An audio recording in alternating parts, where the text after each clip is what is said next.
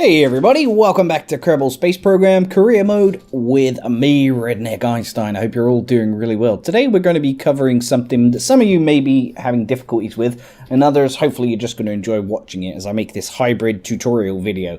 What we're going to be doing is rescuing a Kerbal from orbit. Now, the reason being is I need a scientist for an epic mission where I'm going to launch like the Trump Tower, much bigger than the moon tower that I built, and it's going to be going to Minmus to build an outpost research station on Minmus, but I don't have any spare Kerbals and any spare scientists, and there aren't any I can recruit just now. They're having a shortage in the universities, apparently, of, you know, astronaut people.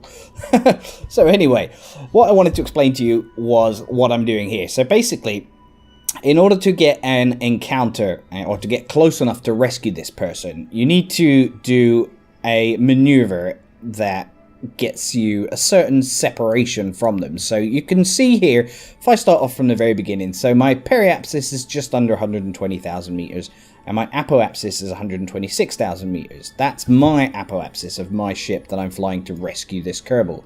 Now, this Kerbal is stuck here, and its apoapsis is 85,000 meters, with a periapsis of 83,000 meters.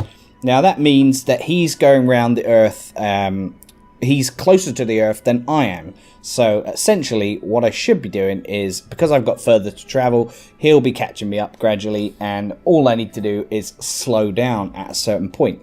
So what I've done is set up a maneuver node, which is 26 minutes time, and then we need to start burning towards that maneuver node, and that will give us a separation of approximately 1 kilometer, providing I do the burn perfectly, which is easily enough to get within range to save this Kerbal. Now, this is a very similar principle to docking, so if you haven't troubles with docking, then please continue to watch. Essentially, I'll be burning retrograde to kill my target velocity, and burning towards the target repeatedly in order to get sort of within, I don't know, 100 meters, something like that. So here we go. If we start our burn now, we need to burn 36 point something meters per second in order to get this encounter. So we're nearly there. There we go. So let's see how close that has got us now. So if we take a little look at these orangey red icons here, we can see that we're going to have a separation of 1.4 kilometers. But that's not for a while yet. So let's fast forward and we'll see how this goes. So remember, we're going to need to kill our velocity relative to the target. That means make it as close to 0 as possible so that we get an encounter. So there's Tom Nard and there's me. So if I go to this other view, we should be able to see him somewhere near us. He should be below us somewhere. There he is. There's Tom Nard over there. So if I continue to fast forward, that should get, at the closest, about 1.4 kilometers away. But we're still going 43.7 kilometers meters per second. There's still that difference in speed between us. So we need to kill that relative velocity, as we just said. The way to do that is to point retrograde, which is the little green marker with the cross in the middle, on our nav ball down here. So let's get that there, and then we want to burn. So let's burn, and you can see our speed relative to the target is decreasing. Now once that gets closer to 0, then we can start burning towards the target again. So let's just do that a little bit more. And our rocket's a little bit cumbersome right now, so I'm actually going to jettison this part. I don't need it, so I'm not going to worry too much. Let's start burning. So if we point towards the pink icon down here, you can see we're now burning towards the target, and our distance relative to the target is decreasing. So it's dropped from 1.4, and if I speed up even more, it should go to 1.2. Alright, but that means we're going really fast towards the target at 40 meters per second now. So that's way too fast, but it might get us right next door to it. So we're within 100 meters now, and we're going way too fast. So you don't really want to be doing it this quickly normally. But I've done it quite a few times, so I know what I'm doing. It's all good. I still mess up occasionally, but you know. So there we go. We're at nearly at equal velocity to our target. But I still think we're a little bit far away. And so I'm going to turn my nose towards the pink icon on the nav ball there, and just burn a little bit So we're nearly at 1 meters per second again, and so that will be propelling us towards it at 1 meters per second.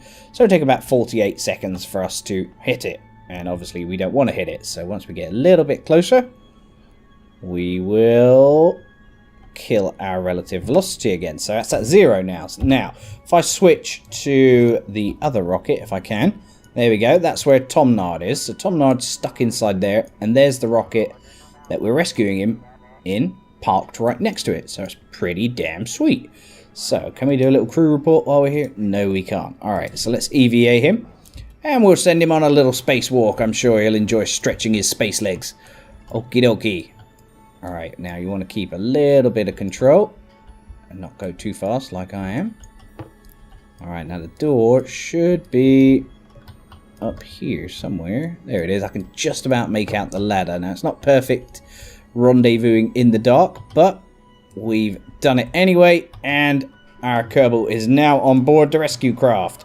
So, in order to return to Kerbal, we need to choose a landing spot. Now, in order to choose a landing spot, the best thing is to land on the light side of the planet, because otherwise you can't really see where you're going to be landing. So, let's set a maneuver there, and we want to pull this retrograde marker down so that the periapsis drops below about 35,000 meters, something like that, and then you'll be captured in the atmosphere and hopefully be going slow enough so that you don't burn up in the atmosphere. So in 7 minutes time, we need to do our burn for about 3 seconds, and that will drop us low enough to begin plummeting into the Kerbin atmosphere. So let's do that. We're at 3 seconds nearly. Boom. Oh dear. Went a bit fast for my liking. There we go.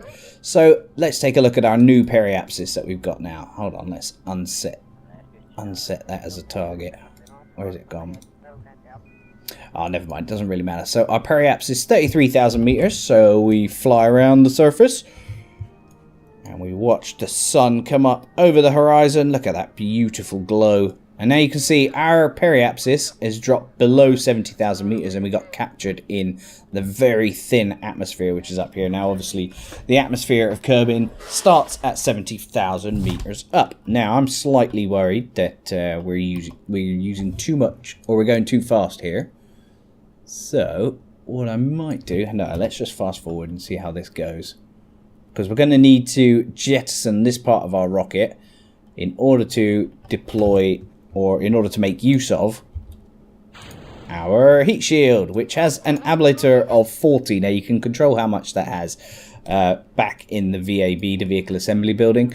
I've just put it at 40. I find 40 is a good number to land, and it reduces the weight of your vehicle, therefore increasing your delta V.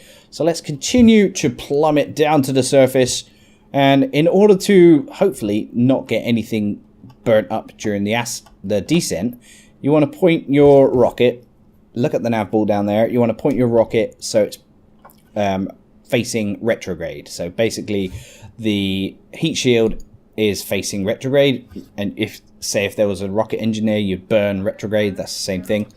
And so that will take the brunt of the heating up effect of when you're coming through the atmosphere. So let's just see that in action. Here we go. Down we come. I'm slightly worried that the heat shield's not big enough, but it should be fine. So you can see the ablator is taking away some of the heat. Let's just slow that down so we can keep pointing right over that little retrograde marker, because there is a slight concern that our parachutes could burn up upon re-entry. Now look at that. It's a nice steady re-entry, and you can see our orbital velocity, or our surface velocity, is changing or decreasing, which is what we want. That's as we go through the atmosphere and it gets thicker and thicker, it will slow us down even more, hopefully to a speed where we can deploy our parachutes. Alright, let's make sure we continue to face retrograde. Now, what you can do sometimes is speed up the engine too much, which is what I sometimes do. And what that does is it means your rocket's not perfectly pointing retrograde, so stray parts of heat that heat up the sides of your rocket can hit different parts and blow bits up, and that's not cool, man. That is not cool. That's how you mess up. So, but I am speeding up again here, just keeping an eye on the nav ball, making sure I'm pointing retrograde nicely. So you should be able to hear a slight sound of the wind whizzing past. Let's go inside our rocket now and see what it looks like for our Kerbin. Whoa. Graphical effects are awesome. I like this over here where it says software glitch update before flight. Don't forget. I bet someone forgot. Alright, so our speed is reducing significantly now. We're down to about 1800 meters per second. And what is our altitude? Our altitude above the terrain, 30,000 meters roughly. Brilliant. So we're slowing down nicely. The lower down we get, the thicker the atmosphere becomes, and the greater the amount of resistance placed against our capsule, which slows us down even more. Perfect. Now all we got to hope for now is that we have enough parachutes to land this. Now 2 of these side, what are they?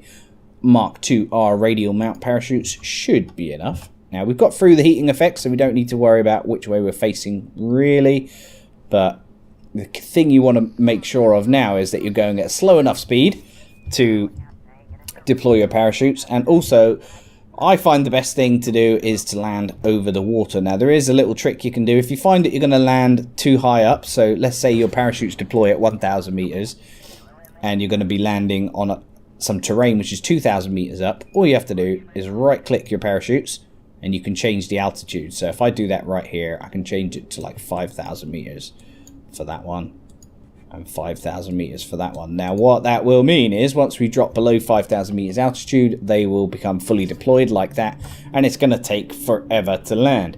But I think we can agree that Tom Nard Kerman is now safely back down to the surface. We're going slow enough to land safely, and with that I will bid you farewell. It means we now have a Kerbal who is able to go into our mighty outpost that will land on Mimbus. Now I'm going to give you a sneak preview of that in a second. So as promised, here is our Kerbal coming into land. Tom Nard is touchdown. Good job, my friend. Can we do a crew report here? No, we cannot. What about a little EVA? Can you get me some science here, my friend? No, you cannot. Alright, we'll get back in there and we will now recover our vessel, meaning Tom Nard has been added to our roster of Kerbinals available. Now, just before I finish up the video, I wanted to show you the ship that will form our huge Minmus outpost. Let's take a little look here. I tell you, it is massive. Stay tuned for this. Minmus outpost. Where are we? There it is. Okay, so it's going to cost 165,466, and the part that will be landing will be that. I think you'll agree that is a step up in skyscraper technology compared to our moon outpost, and hopefully all will be well. Let me just show you in here. We've got our service bay. Inside the service bay, we did our little trick of carrying our, let's just open that up, carrying the Science Junior. We've got some mystery goo, some batteries, and around the back here, we've got all our other scientific instruments.